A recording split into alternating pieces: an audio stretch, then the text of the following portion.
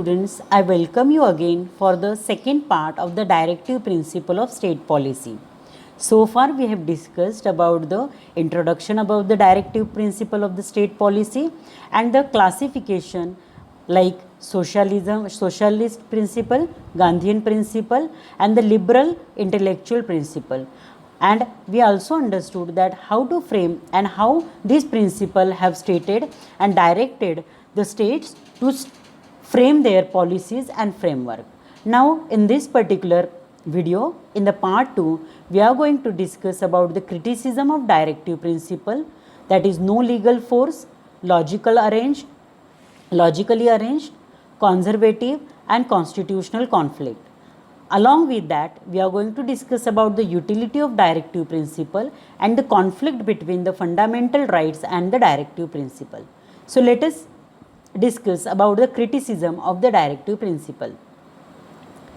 The directive principle of state policies have been criticized by some members of the Constituent Assembly as well as other constitutional and political experts on the following ground. The first one is no legal force. The directive principle have been criticized mainly because their non-justiciable character. Already we have discussed that this is the basic feature of the directive principle, that is it is non-justiciable. But in this particular criticism, while K.T. Shah dubbed them as a pious superfluities as compared them with the check on bank payable only when the resources of the bank permit. Nasruddin contended that these principles are no better than the New Year's resolution, which are broken on the 2nd of January. Even as T.T. Krishnamachari describes, the directives are veritable dustbin of sentiments. K.C. whereas called them as a manifesto of aims and aspiration and opined that they serve as a mere moral homily, and Sir Ivor Jennings thought they are only a pious aspiration. So different political experts and different constitution member of Constitution Assembly, they have put their views and they termed the directive principle in their words. The second one is logically arranged. Critics opine that directives are not arranged in the logical manner based on the consistent philosophy. According to N. Srinivasan, the directives are neither properly classified nor logically arranged. The declaration mixes up relatively unimportant issues with the most vital economic and social questions. It combines rather incourageously, congruously, and modern with the old, and provision suggested by the reason and the science with provision based purely on the sentiment and prejudice. Sir Ivor Jennings too pointed out that these principles have no consistent philosophy.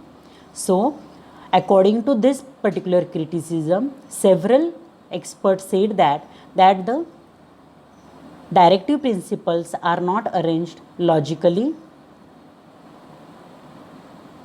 based on the consistent philosophy. Then conservative. According to the Sir Ivor Jennings, the directives are based on the political philosophy of 19th century England.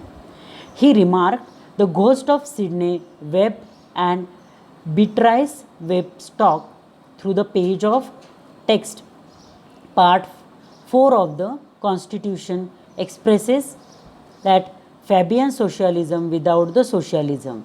He opined that the directives are deemed to be suitable in India in the middle of the 20th century.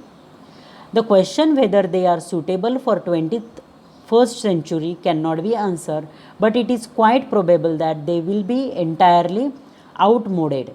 So according to that, This expert said that these directive principles are based on, as it is based on 19th century, so it could not be valid, or there may be question that it may not be a valid for the 21st century, or it may be called as a outdated also. Then the constitutional conflict. K. Santhanam has pointed out that the directive leads to the constitutional conflict between the centers and the state, between the president and prime minister, and between the governor and the chief minister. According to him, the center can give a direction to the state with regard to the implementation of this principle, and in case of non-compliance can dismiss the state government. Similarly, when the prime minister gets a bill that which violates the directive principle passed by the parliament, president may reject the bill on the ground that these principles are fundamental to the governance of the country, and hence the minister has no right to ignore them.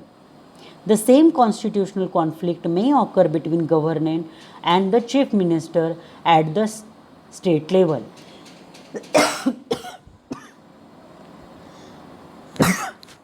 Let us see the utility of directive principle. In spite of the above criticism and shortcoming, the directive principle are not an unnecessary appendage to the Constitution. Constitution itself declares that they are fundamental to the governance of the country. According to the L.M. Sanghvi, an eminent jurist and diplomat,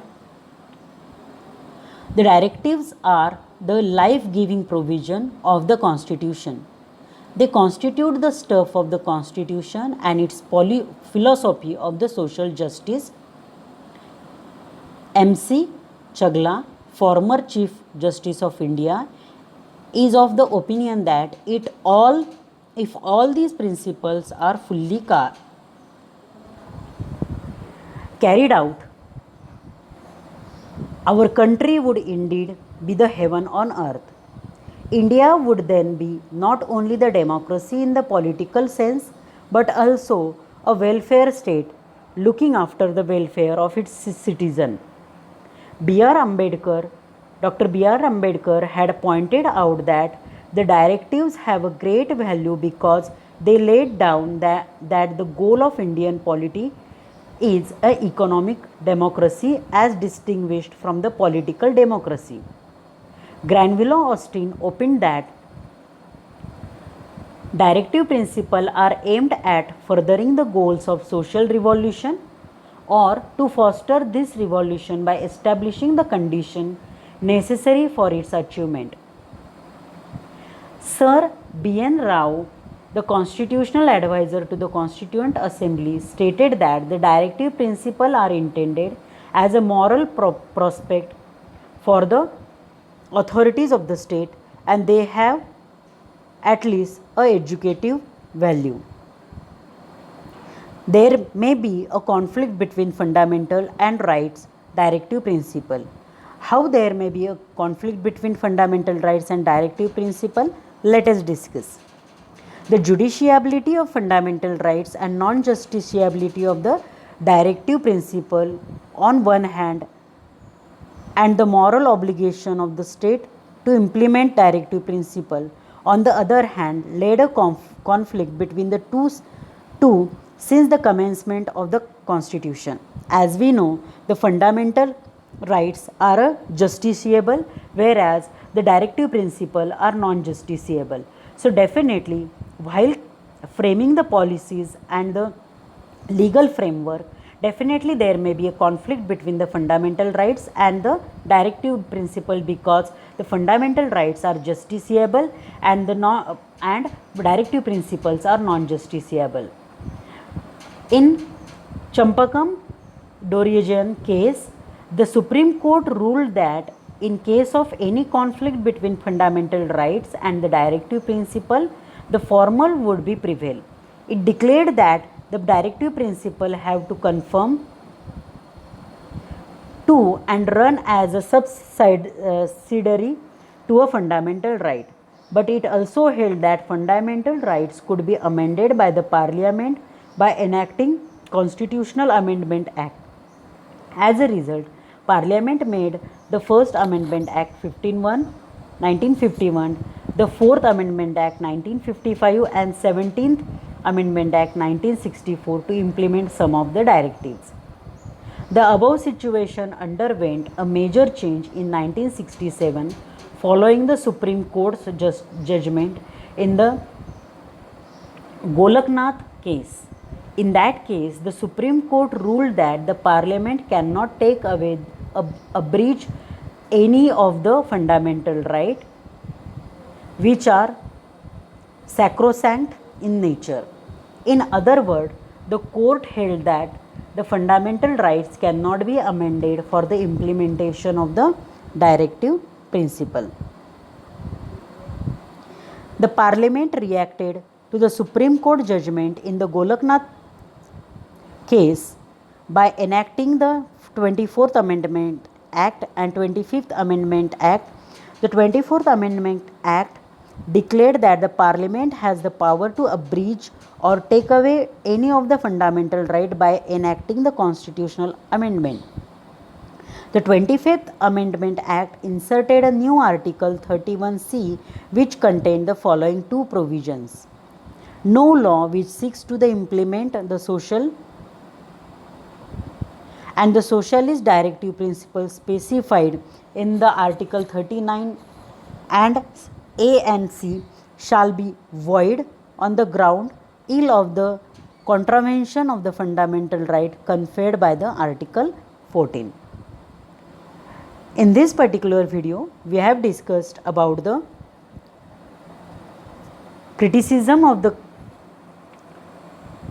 directive principle, then the utility of directive principle and the conflict between the directive principle and the fundamental rights. Thank you for watching.